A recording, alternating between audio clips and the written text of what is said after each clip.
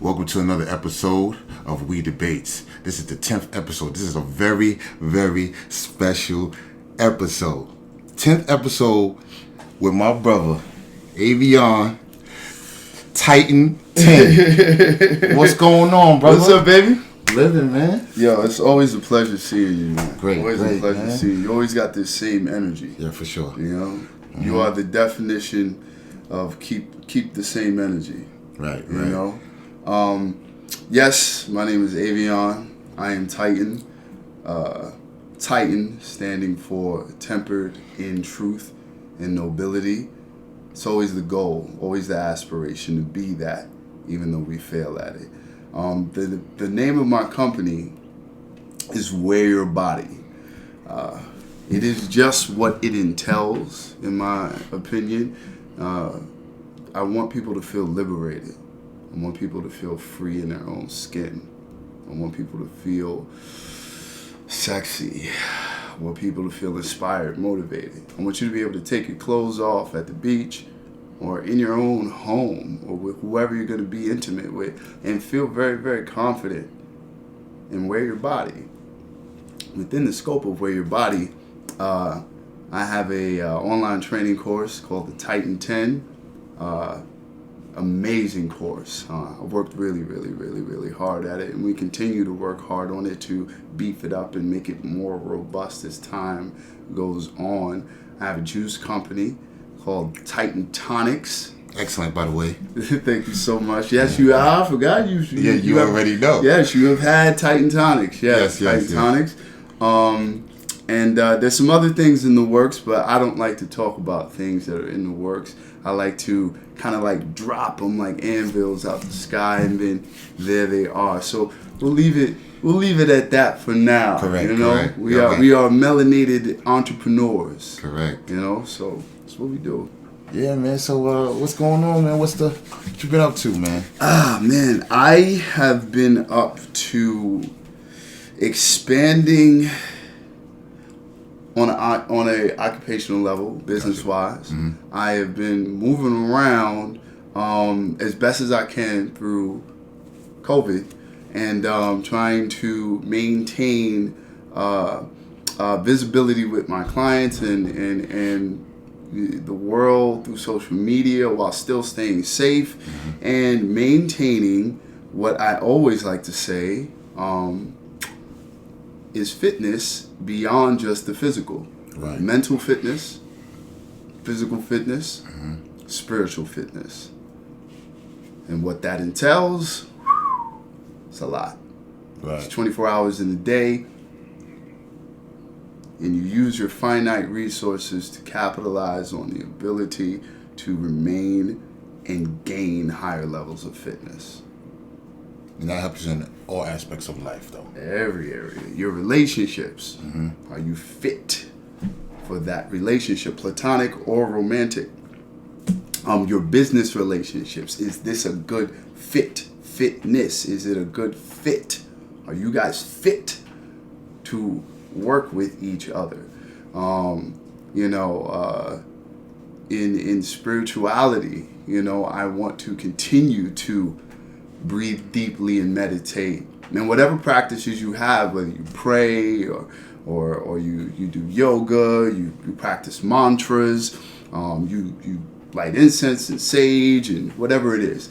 But practicing things that will strengthen your mental, Correct. spiritual, and physical fitness. And then the physical, I'm going to be honest with you. I've been doing this physical fitness thing so long that it's kind of on the... It's behind my spiritual and more mental resolve as it relates to where I'm going, and business as well, because I'm used to this. I'm kind of in robot mode where I wake up, I eat what I eat because I know it works. Right. I do the workouts that I do, and then I change different things. But even the challenges when I do new stuff, I'm just so used to this. So the spirituality and that stuff is kind of sticking out in the front more these days, and that's where I'm at. Okay. So how does it affect, like people in, say, a relationship that will deal with a person of your caliber, and how do they adjust to your tempo of how you carry on through life? How do they balance? How do they meet your level of intensity when it comes to your structure? Because you're structured, and you structure yourself because, like you said, you know it works, right? So I'm gonna continue it. Nobody can derail me of my focus. Right. And if they're not on the same level playing as you, how would it work?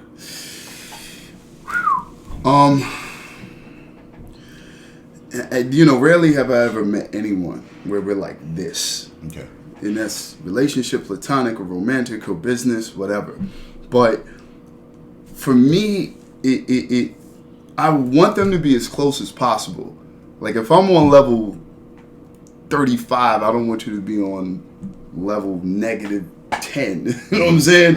I want us to be, I'm level 35, you're like 32, 33, 37, 40. We're in and around each other's wavelength. And we're in similar spaces in our lives, commonalities. But I'll be honest with you.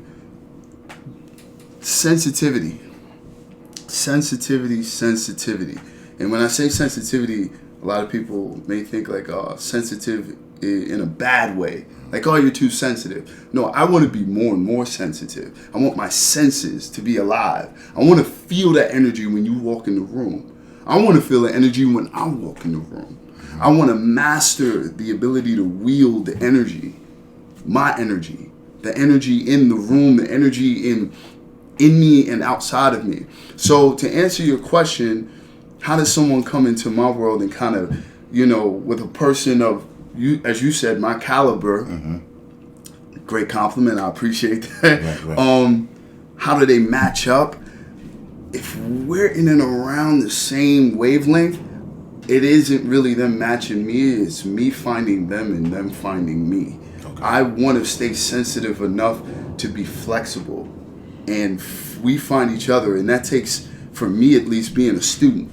I have to be a student of what's going on around me to feel my way through. Even in this moment, in sitting here with you, finding my way through, not thinking about it, but feeling my way through. Okay. Feeling vibrationally, like what does this feel like? And not examining it from a space of, let me break it down, but just like identifying that feeling. Because I thoroughly believe life is a feeling experience. So I want to feel. So yeah, they just got to be close to my wavelength at least. You can't be waking up gang banging on bacon, and then now I'm over here eating kale and chickpeas and shit like that, and you trying to influence me with that. Right. While I'm then trying to influence you with this, and now we go in separate directions. Right. So in and around the same wavelength, and if we're both sensitive enough, we'll find each other. I'm very confident that, and that, once again, that's platonic, that's romantic, that's business. So I would say, by you saying that, I would say, so it's still, regardless of how you put it, it's still a compromise, so to speak, and letting them in, like you breaking down that barrier of being sensitive as far as letting them, what they are, because obviously there's always room to grow, no matter how structured you are, or we're all human. Right. So there's always room to grow when it comes to who you let in. So like you may say, okay, well, they don't particularly, live like how I live right now, but the energy as far as the personality is dope, so I may let them in. So maybe I can persuade them just by action to get on a more, I will guess, healthier base. Right. So to speak. Yeah. Completely agreed.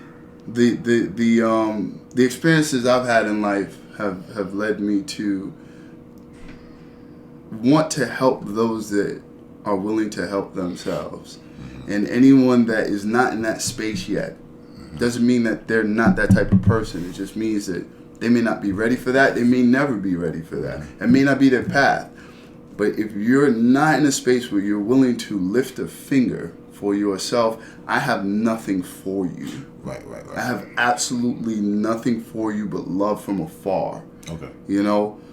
When you are willing to potentially listen, if you are willing to potentially be candid with your truth, and truth to me is love, it's freedom, it's truth to set you free.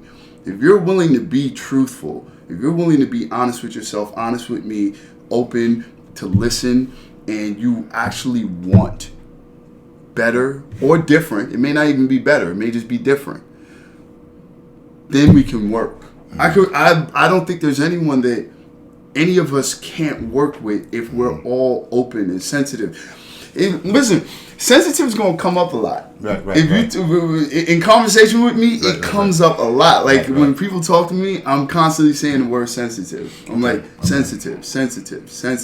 Okay. It's kind of where I am. Right. You know? Cool. Listen, I'm gonna put it on record right now, right? I do this dude a very long time, right? So while y'all, whoever out there think that I'm not human, then the only one, I'm gonna put on record, the only one that folded me working out in the park was my guy right here. The only one folded me working out in the park. I forgot that. Was my guy here. I totally forgot about that. I can say it though. I can say it. So at that moment, I was human a little bit. You know why I mess with you? Because yo, dude, we're gonna take it back. I'm gonna keep it. I'm gonna keep it all the way funky. All right, go. I didn't know what to think about you at first. Okay. Because the energy was so vibrant and bright and giving and malleable and amiable and loving. Right. From a man, correct. A black man. Right. My peer, my contemporary. Right. What is this? I don't know how to receive this. Right. I didn't know how to receive it at first. Right. I'm gonna be honest with you. Okay. And I'm Mr. Mind, body, and soul and spirit and the whole deal. I didn't know how to receive it. So I was like, this gotta be a fraud. Okay. This can't be real. Right. He cannot be giving me all this love and energy. Right. And when I say love in the sense of just like vibrant, like I said, you smiling, you this, you that, da. And I can also see the dark side in you too, because I know, I see I'm like, he could throw a hand or two. Like, I'm like, all right, well, you know what I'm saying? So it was different things that then the more I would be around you, I'm like, maybe this is real. This is all right. Okay. So to hear you tell the public and say to me, and now that I remember, you are telling the truth. Correct. That it buckled you. It did. It buckled you. And I embraced it though. That's real. Listen, man. It happens, man. I embraced it. Listen, brother. It took me a very long time to get to the level in which I could stand in front of people and tell that kind of truth. Right. Because I wanted to be the man. Yeah. I wanted to be top dog in everything. So even if there was a chink in my armor, right, I wouldn't let you know it. Right. And I definitely wouldn't tell you, let alone how many other viewers would see this. I'm not sharing that. Right. I'm gonna do that. I'm the man. I gotta be the man. Right. So it took a very long time to start shedding that. And there's some integral people and experiences that really helped me shed all of that stuff so that I could allow the vulnerability to shine through as a strength in what I believe it is, strength. You know? So, brother, I don't know how long you've been that way. I don't know if you ever struggled with it like I did, but kudos to you. Yeah, appreciate it, man. Kudos to you, man. For real. I follow your footsteps when it comes to that. I swear to God I do. Yeah, I've evolved, because it's like everybody has their ego. Everybody has one. A little one, a big one, a obnoxious one. It's like, I can't even stand to be in the same air as this person. Right. Who made them like that? Right? Yeah, right. So it's like, who made them like right? Like, where did they get that from? So, who made them like that? Right. So I look at it like, look, man, my father taught me, young man, like somebody could be better than you or at this whatever, but you be as good as you can be. Right. At the time you gonna get better. So always focus on that. Don't focus on where they're at the moment. That you're not, because then that's what happened when I like some of the clients that I train, because we both train. Yeah. And a lot of the clients, some of the clients that I train are very insecure in their ability to. That's why I always say to my clients before I train or while I'm training them, I don't care if it's months, years, weeks, I say don't use the word can't. Right? Don't use the word can't with me, because I can tell you to do something. You'll look at the numbers to you as crazy, and then you'll say, I can't do it. You didn't even just attempt to do it. Right. That's already an insecurity, and that's already a defeat. Right. Without even putting yourself in the game. Right. So I always tell my clients that, or whoever I'm around, when it comes to little kids, who I mentor, when it comes to basketball, sports, whatever it comes, we don't have to be fitness. It could be sports, whatever, singing, rap, whatever. Don't say you can't, because you're going to have haters. You could be as elite as you're going to be, there's going to be haters. People going to look at you like, oh, nah, it don't work. It don't work. I got this person that can co-sign it, don't work, but it's always somebody going to throw a wrench in whatever you do. If it's the most perfect, it could be the most genuine, it could be the most honest lifestyle that you live in, bro. They always want to find a dark side in it. Right. And for me personally, when I heard the words I can't, when I was pursuing basketball, when I heard, oh, you're not going to do this, or you're not going to graduate, or you're not going to do this. So I was the goofy one coming up as far as in class, and I was like cracking jokes, and I'm always smiling, right? That's it. So when you see the parents or elderlies that's raising you in your family or whatever the case may be that's looking up, they're going to look at you, oh, he's just going to be the goofy. He's not going to be the one that succeeds, because he's not taking it serious. But I'm a kid. I'm immature. Like they say, your brain doesn't fully develop till you're 25, right? So that being said, shout out to my siblings, but I'm actually the only one graduated college out of my brothers and sisters, especially the ones that were smarter than me. Look at that. I'm the only one graduated college, right? What was my motivation? I told you before, it was this. This is my motivation to everything I do, right? Without this, I wouldn't be who I am today. As far as how I embrace life is through basketball. Right. How I embrace raising my children is through basketball, and a combination of how my parents raised me is a balance, because this takes a lot of discipline and dedication and focus to succeed in this game, or any sport at that. But my sport so happened to be basketball, right? So without this, I don't know. I mean, I get it. I can say, oh, my father, it was my best, was my idol, and I looked up to him greatly. But this, I can't leave this out when I speak on what makes me who I am. So when you say, how long have you been like this? I would say since I picked up a basketball. That's hardcore. That's hardcore. And every time I picked up this basketball, I used to play baseball first, but it was something about the basketball that made me love it, and I would smile, and I was like, oh, anything that's going on in my life, I would play basketball, and it would take it away for that moment. No matter, still to this day, if I pick up a basketball right now, I'll be going through whatever, bills, money, they didn't give me my raise, let me go to the gym, and this right here takes it all away for 2 hours, 3 hours, whatever it is, but it takes it all away, and then I reboot, and put this down, and go back to figuring it out. See, man, we all have our refuge. Some of us is the rock. Some of us is the rock. For some of us, for me, it was weed. And I mean, I was always a poet, always a writer, always an artist. And I was always into many different arts, and those were refuge, different refuges for me. But, those are provocations that help build me. And then you got people that have, refuge, like emotional eating. Or for me, it was smoking weed and drinking, and, when I kind of lost my way a little bit and was escaping stuff. You know what I'm saying? And that's fire. That, like, your first refuge, or one of at least, was something this dope, something that helped build you as opposed to tear you down.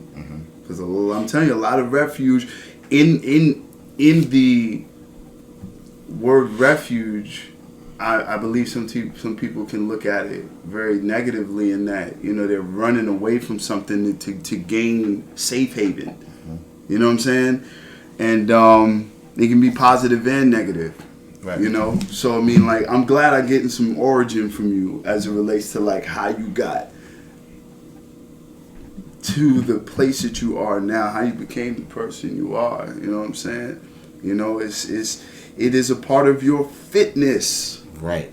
Always come back to for fitness for me, man. Yo, when I got into this game, I thought it was about how many reps I could do and how fast I could run and how strong and how powerful I was, and that's a portion of it. Right. You know, but what I found is that when you are knee deep into a client, an esteemed, amazing human being that has entrusted you with the responsibility to guide them, motherfucker.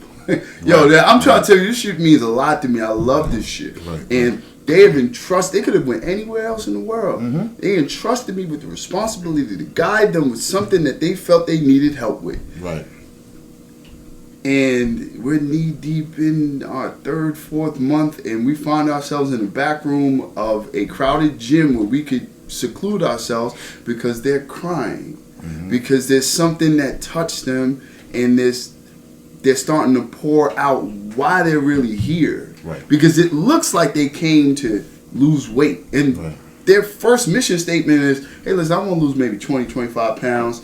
But what you start to find out potentially in my career, what I've found is some of these people got these skeletons where they may have been molested. And they want to be strong so no one could ever take physical advantage of them ever Again. What? Right. Different. That's different. I'm crying now. Now I'm in the back room with them crying. Right. What? Right. You man, you late. You supposed to be on time. But come on, push harder. And yes, I still want to be that trainer that tells you, hey, be here on time. Put your best foot forward. Be motivated. Push yourself. But I didn't even know all that. Right. Now there's a different level of sensitivity. Yeah. There we go. That goes along with how I traverse through the relationship. And I can't do anything in my life now that doesn't service people in selfishly servicing that part of me that wants to be filled up by helping people. Right. It's this selfless, selfish shit that finds a balance with me. I can't do anything else now. And I don't mean train people. I mean, I can't do any kind of job. If it's a job where I'm servicing people and I'm helping people get better, it's for me. Gotcha. You know? So it doesn't matter. Like a few weeks ago, I put up a post on Instagram talking about I would love to talk to people about relationships. I've had a lot of experience in the dating world. I'm 40 years old, and you know, there are people that have told me, you should write a book. You should write a book about this, relationships and this, da-da-da-da. And when I was younger, I was like, I'll write the book. Now I feel like pardon me, if I'm blessed to live another day, let's say I get to maybe 50 years old, you know, I want to be really sage in my counsel and being able to say, hey, I went through decades of this. Right. And being able to say, this is why I want to help people, because I'm seeing so many people go in these directions that they're not happy. And they actually want help. Correct. They don't know where to go for help. Right. And once again, back to one of my original statements, if you're willing to lift a finger to help yourself, I want to help. Right. If I feel like I have something where my father wasn't in my life, but where he didn't provide the guidance that I really, really wanted, I found maybe in the last 4 or 5 years, this is why I keep doing this. Right. Because I didn't have it, I want to give it. Right. I got like a Rockefeller Center's tree worth of gifts in me, and it's mounting up more and more and more. I need to get this shit away. Right. Like, y'all need come get this game from me. Watching people traverse through relationships, once again, business, platonic, romantic, and wonder why the business side is, their relationships in business are failing, or while their platonic relationships are, falling apart. Romantic relationships are falling apart. Always wanting to help. Like, for instance, where I was watching something on YouTube, and a woman said something very dope. She said, I got married because I felt like it was something that I should do because this is what society told me. But I ended up with a man that I didn't even know his maintenance level. I said, what?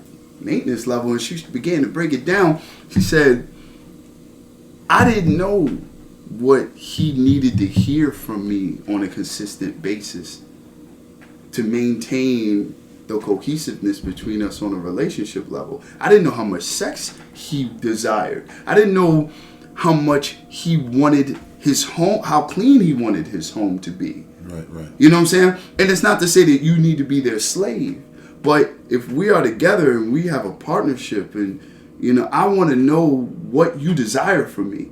I think a question that we don't ask a lot of times in platonic, business, and romantic relationships is what do you need that you're not getting? Right. What do you need that you're not getting from me? And really being able, you may not be able to answer that right now, but take some time, think about it, and really map it out and go, I'm not getting this. I'm not getting this.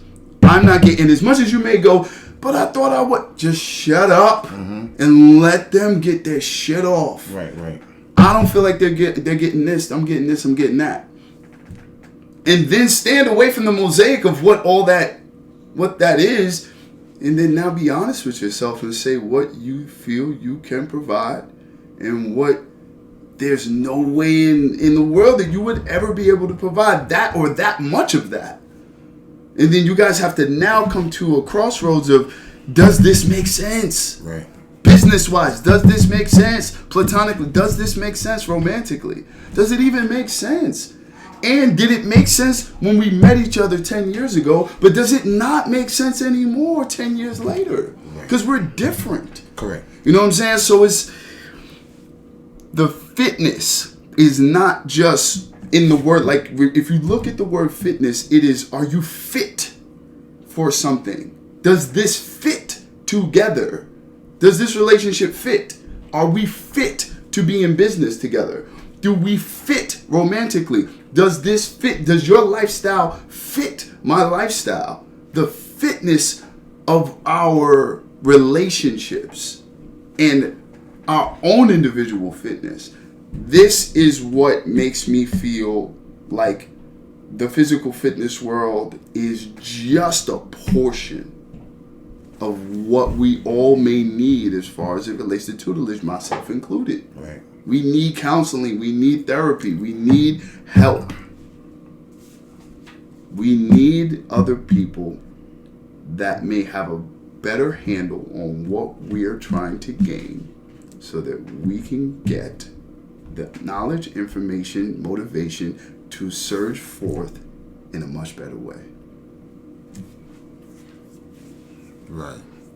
So pretty much with that, don't go through the motion of you be saying that. what you need. Like he said, ask the questions that you need. If you don't know, think about it, right? But ask the question, because a lot of times in relationships, platonic, whatever, people always think you're supposed to already know. Like if I meet you, I'm not already supposed to know that you don't like to smoke, or I'm not supposed to know that. You're supposed to tell me. If I ask you what you like and do not like, that's a part of communication. Right. So if you don't communicate with me, then how I'm gonna know? Right. And don't get mad because I don't know. So you got people that hide things for so many years. Oh baby. And it's like, that's not Titan. But you're supposed to let me know that 10 years ago. So if I keep doing something that's considered a pet peeve or whatever the case may be, well, we never discussed it. We discussed everything. We danced all the way around that. But because now it's overwhelming to you, now it's become a problem. That's not Titan. That's not tempered in truth. And that's not tempered in nobility. And hopefully we can all be truthful with each other and be vulnerable. You know what I'm saying? Sensitively. Right.